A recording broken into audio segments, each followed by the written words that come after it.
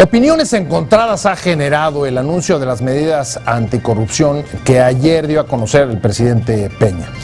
Para algunos reconocen que se haya planteado en el discurso oficial la existencia del conflicto de interés como un problema, uno de los mayores problemas de uno de los males también mayores de nuestra vida política, que es la corrupción. Mientras que otros critican severamente que la investigación sobre la posibilidad de que él y su familia, su esposa y miembros de su gabinete hayan incurrido en esta práctica con la adquisición de inmuebles, se la haya dado a una persona que es subordinada o que él mismo designó. De esto vamos a hablar hoy en Opiniones Encontradas con la pregunta: ¿esto le servirá para recuperar la confianza? Soy José Buendía, gracias por estar con nosotros. Vamos a ver algunos datos y venimos aquí a nuestra mesa a platicar con una de las senadoras que ha encabezado la presentación de iniciativas sobre o contra la corrupción y con la perspectiva también de la sociedad civil. 3 meses después de que saltara a la opinión pública el escándalo inmobiliario de la pareja presidencial por un presunto conflicto de intereses en la adquisición de una casa, el presidente Enrique Peña Nieto anunció una serie de medidas contra la corrupción y pidió una investigación sobre su caso y de miembros de su gabinete. Por primera vez en el discurso oficial se planteó con claridad la existencia de un problema con el conflicto de interés en que incurre la autoridad cuando obtiene un beneficio particular por el cargo público que desempeñe. No obstante, el anuncio ha generado opiniones encontradas. Primero, porque el presidente pidió la investigación a un funcionario subordinado y nombrado por él, como el secretario de la Función Pública, Virgilio Andrade, y segundo, debido a que en el Congreso se discute la creación de un sistema nacional anticorrupción. Para muchos analistas, se requiere una política nacional y no solo federal para combatir uno de los mayores problemas que enfrenta el desarrollo del país con la corrupción, que es de tal magnitud que no puede ser una acción aislada, sino abarcar a los estados y niveles de gobierno. ¿Son suficientes estas acciones para combatir la corrupción? Posiciones. Número 1. Al anunciar sus medidas anticorrupción, el presidente afirmó que solicitó a la Secretaría de la Función Pública que investigue y resuelva si hubo o no conflicto de interés en las obras públicas o contratos otorgados por dependencias federales a las empresas que celebraron compraventas de inmuebles con mi esposa, con el titular de Hacienda y con un servidor. Número 2. El nuevo titular de la Secretaría de la Función Pública, Virgilio Andrade, aseguró que la dependencia que encabeza ahora cerrará el espacio al ejercicio indebido del servicio público y promoverá el gobierno eficaz, legal y transparente. Número 3. El líder nacional del PRI, César Camacho, aseguró que el recién nombrado secretario de la Función Pública, Virgilio Andrade, no es un militante del partido. Número 4. El Comité Ejecutivo Nacional del PRD exigió que haya una investigación independiente sobre el posible conflicto de interés del presidente Enrique Peña Nieto y Videgaray con el Grupo IGA en la adquisición de viviendas de residencia y los contratos en la administración federal. Arrancamos con opiniones encontradas. Las medidas anticorrupción que ayer presentó el presidente Peña son suficientes para atacar este mal.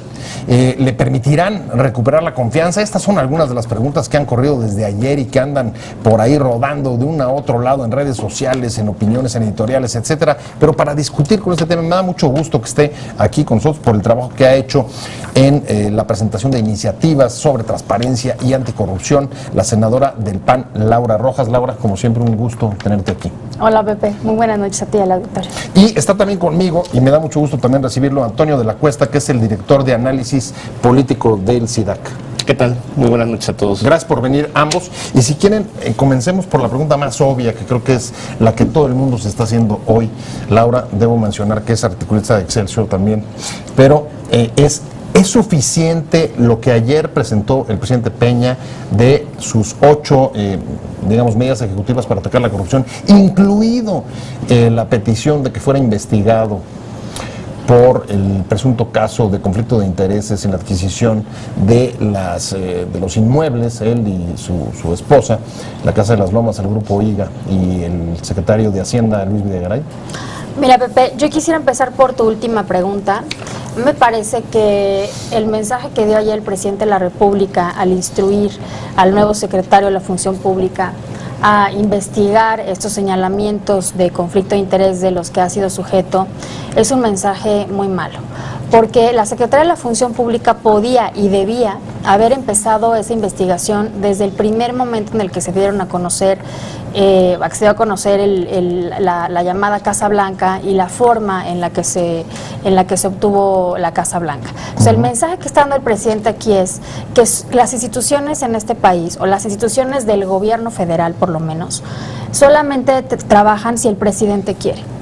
Y yo creía, y como muchos mexicanos creo que así lo pensábamos, que esa época había quedado atrás, que ya habíamos superado esta época en la que no se movía ni la hoja de un árbol en este país si el presidente de la República no lo quería. O sea, tú la tu primera crítica es, digamos, un funcionamiento de las instituciones por decisión política y no por la función que deben de cumplir de manera regular.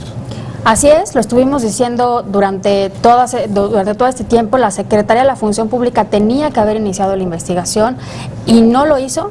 Y ahora, bueno, sí lo va a hacer, pero lo va a hacer no derivado de un debido ejercicio de sus funciones, sino debido a que el presidente se lo ha mandatado claramente como una reacción a los bajísimos niveles de credibilidad, de popularidad que todas las encuestas ya reflejan. Entonces, lo primero que tendrá que decir, el mensaje de ayer no atiende desafortunadamente a una visión estratégica de Estado, a un compromiso real con la agenda de anticorrupción, rendición de cuentas y transparencia, sino que atiende a esta caída en las encuestas tan dramática que está sufriendo la figura presidencial. Ahorita me meto a la confianza, a la popularidad, pero Antonio, te quiero preguntar porque toca, Laura, el tema de la Secretaría de la Función Pública, y la verdad es que para algunos desde 2013 la Secretaría de la Función Pública es una especie como de fantasma que había quedado ahí como una especie de limbo con un encargado de despacho. Quién sabe si, de hecho iba a ser sustituida por la primera iniciativa que el presidente Peña presentó para crear una Fiscalía Especial Anticorrupción, que quedó también en el tintero y que no ha salido, junto con el resto de las iniciativas que desde entonces se han puesto sobre la mesa.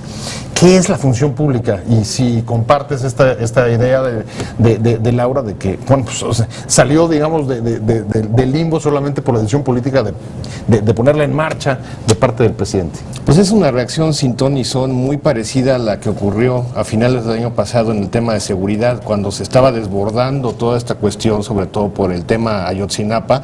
Sale con un decálogo de acciones y de propuestas y tal, que está más congeladas que el océano Ártico, ¿no?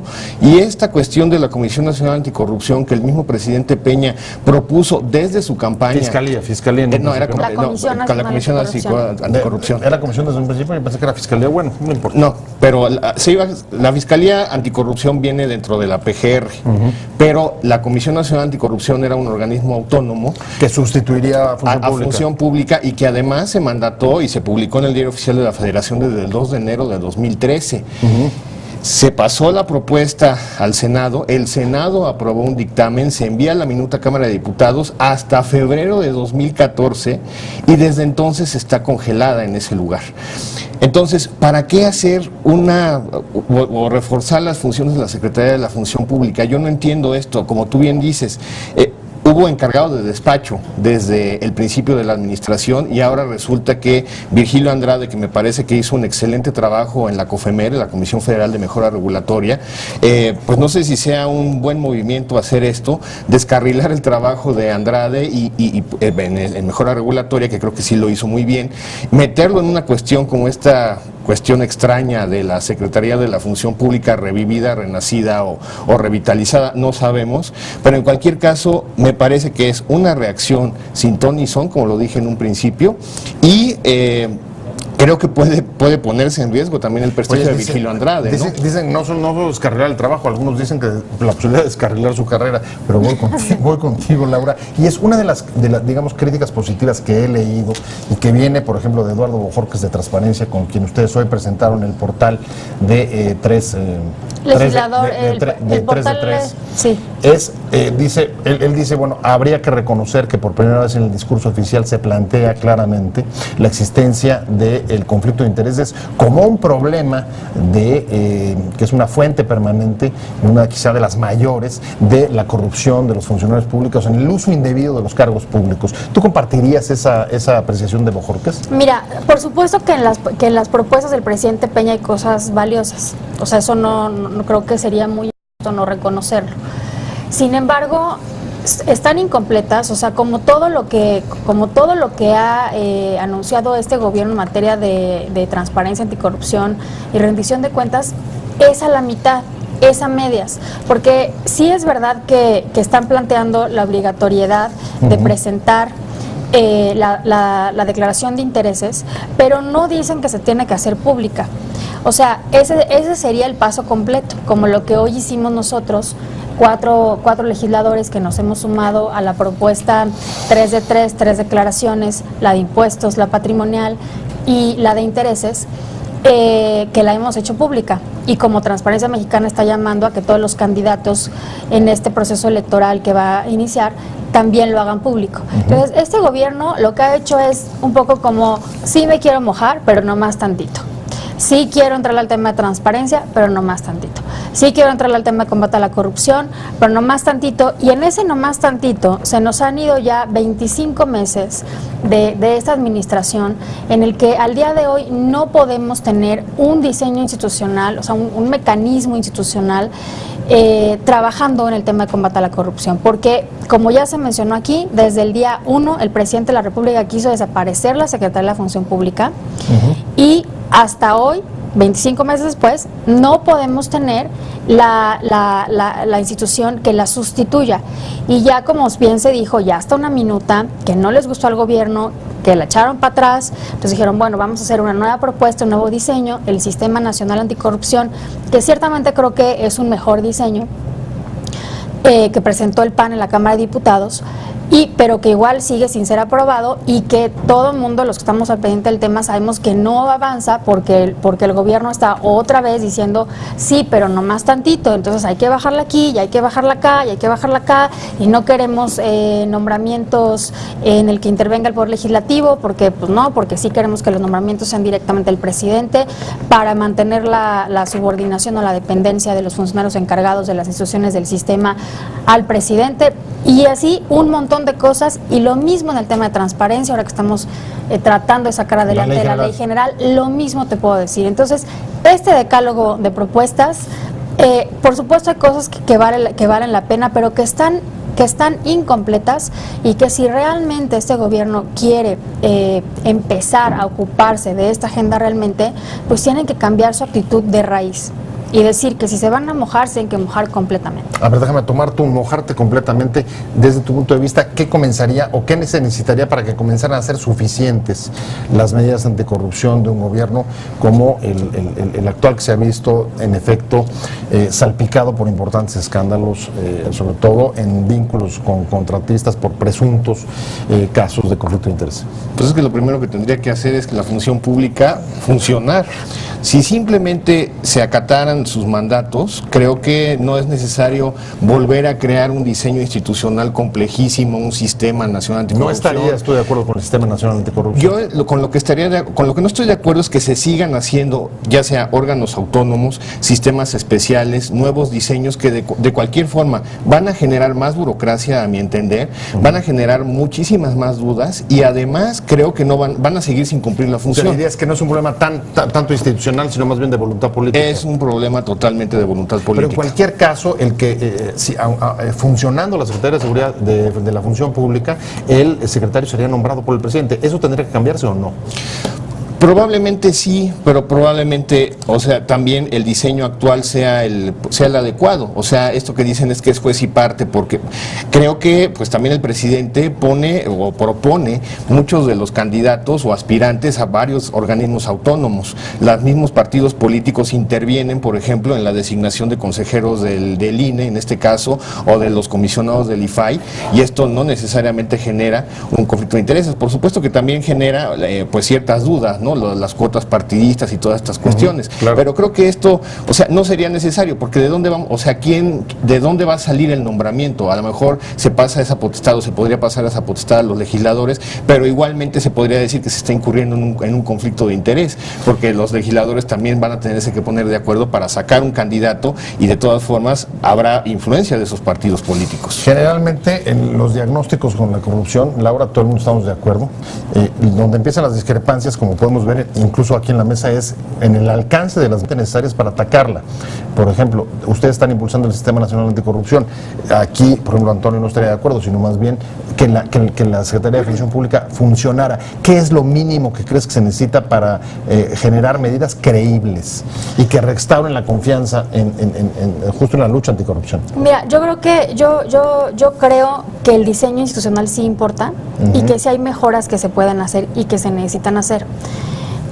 Muy específicamente en el tema de la Auditoría Superior de la Federación, una de las cosas que impide un eficaz combate a la corrupción en el tema de las auditorías que hacen al ejercicio del gasto por parte del gobierno federal son los principios que ahora rigen de anualidad y posterioridad. Es decir, la función pública no puede más que, o sea, haz de cuenta, el ejercicio fiscal que va corriendo ahorita, que es 2015, la Auditoría Superior de la Federación no puede hacer auditoría sobre el ejercicio del gasto durante este año. Se tiene que esperar hasta que termine todo 2015, 2016 o sea, siempre entra, es ex post y siempre llega tarde. Siempre es ex post y siempre llega tarde. Entonces, eso sí se tiene que cambiar. La Auditoría Superior de la Federación tiene que poder entrar en tiempo real y tiene que poder inmediatamente hacer cosas, es decir, prevenir y decir aquí hay un error, o lo corriges o te o voy al órgano correspondiente para que se te finquen responsabilidades administrativas, y si se determina que no solo hubo una conducta administrativa relacionada con corrupción, sino que hubo un delito,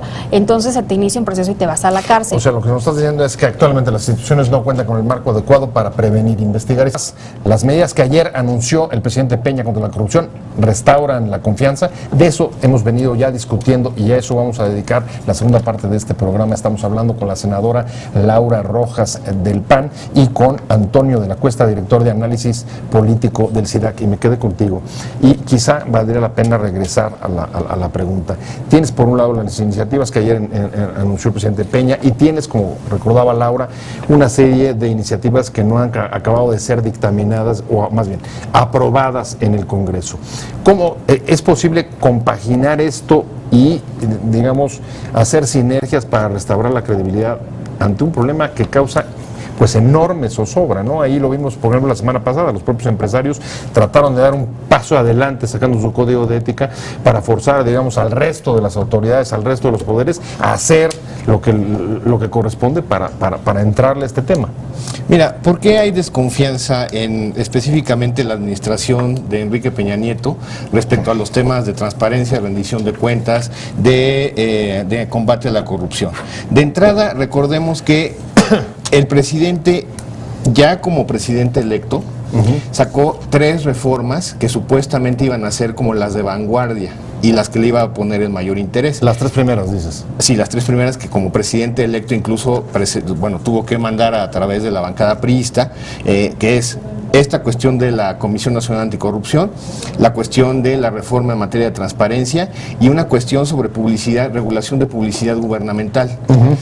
Como ya lo recordaba la senadora, la cuestión de transparencia, bueno, todavía está pendiente la ley. Salió la reforma constitucional, es de las cosas que sí han salido. Salió la reforma constitucional, pero no estoy tan seguro de que sea el modelo óptimo este IFAI que tenemos de entrada. Y además de la manera en la que se descarriló el anterior, creo que da un pésimo antecedente.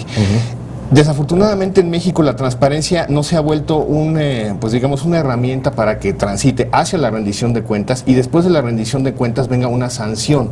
Generalmente nos quedamos nada más en la transparencia, lo cual, a mi entender, es casi un ejercicio de cinismo. Es decir, sí se descubren que hay determinados malos manejos, sí se descubre que podría haber un conflicto de interés, pero muy pocas veces se castiga. Entonces creo que aún con lo que vayan a trabajar los legisladores estos próximos días con la Ley General de Transparencia, que además ya están sobre el tiempo, está a punto de agotarse el plazo que ellos mismos establecieron en sus transitorios, vamos a darles el beneficio de la duda. La segunda cuestión, la anticorrupción, ya lo mencionamos, cómo es días que está congelado este tema en Cámara de Diputados, y tampoco creo que se haga un órgano autónomo, se haga un sistema, vayan a cambiar las cosas mientras no haya voluntad política. Y la última, la publicidad gubernamental, esa sí quedó total y absolutamente en el olvido. Y bueno, no podemos esperar que vaya a haber una regulación en ese sentido en un año electoral.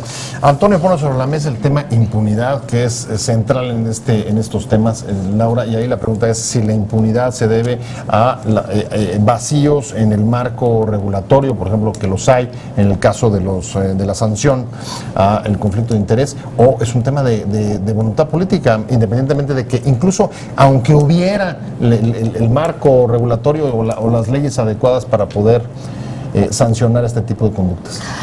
Sí, creo que el gran problema de México en este tema sin duda es la impunidad, porque en efecto, aunque hace un ratito dije que se pueden hacer mejoras tanto en el diseño institucional como en las mismas leyes, aún con el marco que ya tenemos, se podrían hacer muchísimas cosas, se podrían ya haber hecho muchísimas cosas, si en efecto, ahí sí coincido, hubiera voluntad política y pudiéramos entonces erradicar la impunidad. Por eso aquí también viene una parte importante, que es quiénes son los funcionarios que están a cargo de las instituciones y de allá para abajo.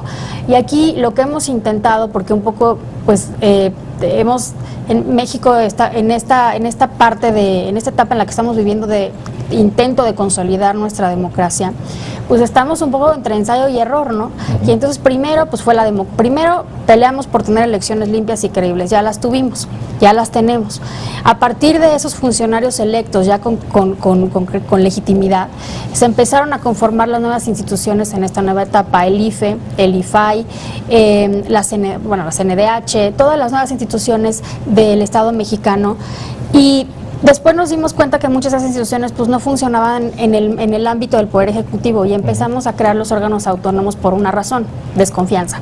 No confiamos en los presidentes de la República, en ningún partido, y entonces decimos, no, esa tarea es tan importante para el Estado mexicano que no la, porque hay que sacarla de su influencia, porque no confiamos. Entonces ahora estamos intentando experimentar con otra cosa nueva desde el Congreso, que es quitémosle en las funciones sustantivas del gobierno la posibilidad del nombramiento al presidente de la República, y que sea nombrado por el Congreso. Si bien es cierto que ha habido una crítica de injerencia en los partidos, sí creemos que la independencia es mayor si es nombrado un funcionario por un órgano plural que solamente por una persona, por un individuo que es su jefe, al que le debe la chamba, y la autonomía se reduce mucho.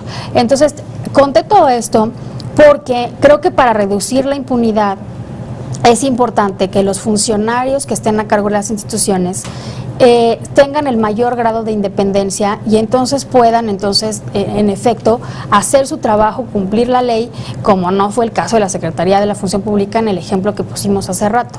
Pero fíjate, la verdad es que es interesante la perspectiva que han tomado, y con esto voy a ir cerrando con los dos, pero en efecto, en los últimos 10 o 15 años desde la alternancia, los índices de corrupción y de transparencia no han mejorado casi con ninguna de las medidas que se han propuesto, de los peces gordos que iba a agarrar Fox y que nunca hizo durante el primer gobierno panista, y luego las sucesivas, incluso reformas a transparencia y al IFAI, ninguna ha logrado abatir esto. Sí es un asunto en el que o se requiere más voluntad política o presión de la ciudadanía, porque yo me imagino que esto también va cambiando la percepción con los hechos, con las prácticas, si agarran y sancionan a quien está cometiendo un delito. Sí, eso es también generación de legitimidad, que creo que es la gran oportunidad perdida que tuvo el Partido Acción Nacional desde que tomó el gobierno federal en el año 2000, como bien mencionabas, el caso del presidente Fox.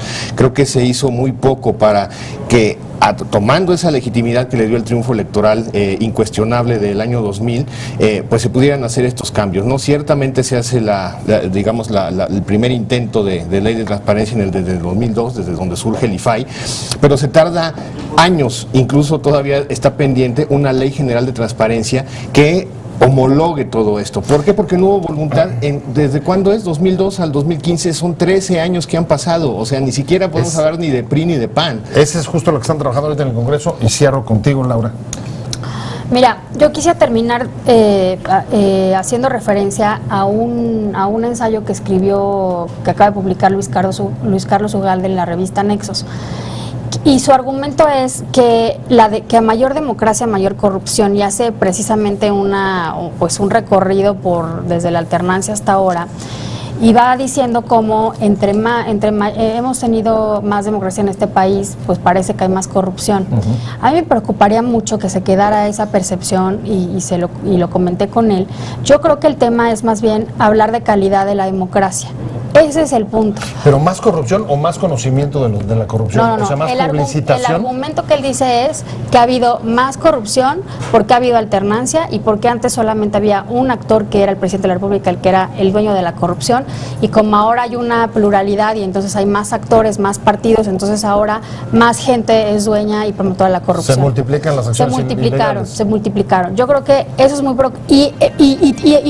y hago referencia a esto porque si hay mucha gente que está tan desencantada de la democracia y de las instituciones que está pensando eso y es muy peligroso.